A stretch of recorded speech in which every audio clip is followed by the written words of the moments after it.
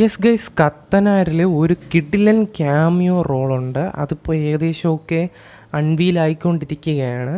So guys, movie updates നമ്മൾ ഇന്ന് തുടങ്ങുകയാണ്. അതിൽ ആദ്യമായിട്ട് നൽകുന്ന ഒരു മൂവി അപ്ഡേറ്റ് പറഞ്ഞുതരാം. അതായത് നമ്മുടെ ലാലേട്ടൻ കൃഷാന്ത് എന്ന് പറയുന്നൊരു ഡയറക്ടറുമായിട്ട് കൊളാബ് ചെയ്യാൻ പോവുകയാണ്. അതിൻ്റെ കാര്യങ്ങളും ടോക്സൊക്കെ ഇപ്പോൾ നടന്നുകൊണ്ടിരിക്കുകയാണ്.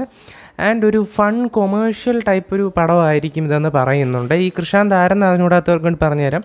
പുരുഷപ്രേതം പോലുള്ള കിടിലം വെബ് സീരീസൊക്കെ എടുത്ത് കിടിലമായിട്ടുള്ള ഒരാളാണ് ഈ കൃഷാന്ത് എന്ന് പറയുന്നത്. അപ്പോൾ പുള്ളിക്കാരൻ്റെ ഈ ഒരു മൂവിക്ക് വേണ്ടി എല്ലാവരും വെയിറ്റിംഗ് ആയിരിക്കും. ആൻഡ് ലാലേട്ടൻ്റെ വേറൊരു രീതിയിലുള്ള ഒരു വൈബായിരിക്കും ആ ഒരു പടമെന്ന് നമുക്ക് പ്രതീക്ഷിക്കാം.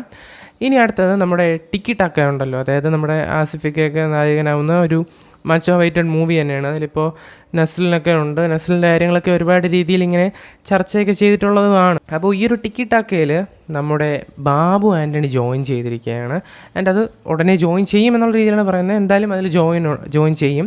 അപ്പോൾ അങ്ങനെ ടിക്കി ടാക്കയിലെ കാസ്റ്റ് നോക്കുമ്പോൾ തന്നെ കിടിലമായിട്ട് വരികയാണ്. ഇപ്പോൾ ആസിഫ് അലി ആയാലും നസ്ലിനായാലും ഇപ്പോൾ ബാബു ആൻ്റണി. ആൻഡ് അപ്പോൾ നിങ്ങൾക്ക് ഊഹിക്കാം ഒരു പഞ്ച് പവർ മാസ് പടം തന്നെയായിരിക്കും ഈ ടിക്കി ടാക്ക എന്ന് പറയുന്നത്.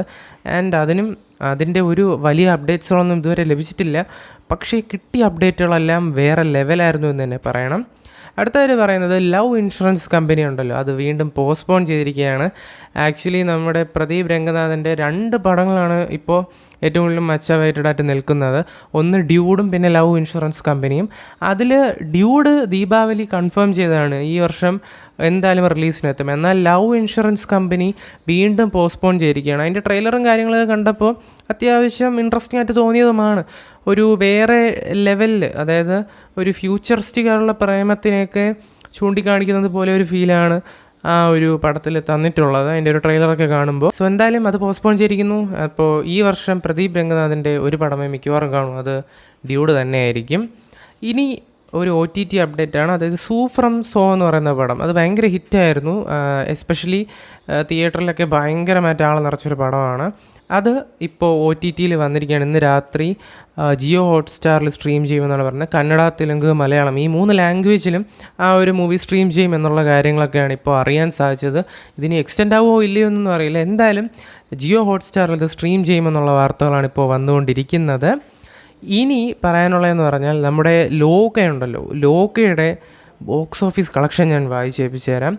First day 2.7 crore, second day 3.35 crore, third day 4.65 crore, fourth day 5.65 crore, fifth day 5.25 crore, sixth day 5.40 crore, seventh day 5.46 crore, eighth day 6.18 crore, ninth day 5.82 crore, 10th day 7.30 crore and 11th day 7.14 crore. അങ്ങനെ 11 ദിവസം കൊണ്ട് Kerala box ഓഫീസിൽ നിന്ന് മാത്രം ലോക 58.9 കോടിയാണ് ഇപ്പോൾ collect ചെയ്തിരിക്കുന്നത്. ചരിത്രം തന്നെയാണ്, സീരിയസ്ലി പറയട്ടല്ലോ. ഒരു മലയാളം മൂവിക്ക് ഇത്രയും അപ്രിസിയേഷൻ ഇപ്പോൾ ലാലേട്ടൻ്റെതുണ്ട്. സ്റ്റിൽ ആ ഒരു റെക്കോർഡ് ഇപ്പോൾ ആരും മറികടന്നിട്ടില്ല. ബട്ട് സ്റ്റിൽ ഞാൻ പറയുകയാണ്, ഒരു ഫീമെയിൽ ലീഡിൽ വന്നിട്ട് ഇത്രയും കളക്ഷൻ ലഭിക്കുന്ന ഒരു പടം വേറെ ഒന്നും കാണത്തില്ല. ആൻഡ് ലോക റെക്കോർഡുകൾ തിരുത്തട്ടെ എന്ന് തന്നെ നമുക്ക് ആശംസിക്കാം. ഇനി അടുത്ത് വരുന്നത് ഫൈനലായിട്ട് പറയുന്നത് കത്തനാർ എന്ന മൂവിയെക്കുറിച്ചാണ്. കത്തനാറിൻ്റെ ട്രെയിലറും ടീസറും ഒക്കെ ക്വാളിറ്റി സ്റ്റഫായിരുന്നു, ടു ബി ഹോണസ്റ്റ് പറയട്ടല്ലോ. അതിൻ്റെ ഒരു പോസ്റ്റർ പോലും കിടിലം സാധനമായിരുന്നു. കറൻ്റ്ലി ഉള്ള പ്ലാനുകൾ അനുസരിച്ച് ജാനുവരി 22 റിലീസ്. 2026 ജാനുവരി 22 അന്നായിരിക്കും റിലീസ്. എന്തായാലും അടുത്ത വർഷം ജയസൂര്യ തൂക്കുമോ ഇല്ലയോ എന്ന് കണ്ടറിയാം. കാരണം അടുത്ത ആട് 3 മാർച്ചിലാണ് വരാൻ പോകുന്നത്. അപ്പോൾ ബാക്ക് ടു ബാക്ക് മൂവീസാണ് ജയസൂര്യയ്ക്ക് ആ ഒരു വർഷം വരാൻ പോകുന്നത്.